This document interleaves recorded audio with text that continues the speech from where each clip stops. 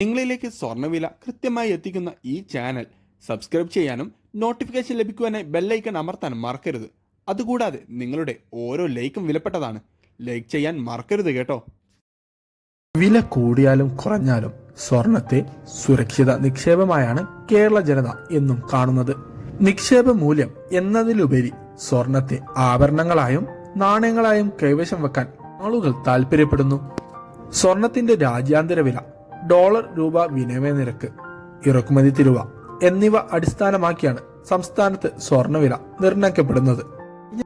22 carrot സ്വർണ്ണവിലയിൽ 1 ഗ്രാമിന് 10 പവന് 80 രൂപയുടെ ഇടിവാണ് രേഖപ്പെടുത്തിയത്.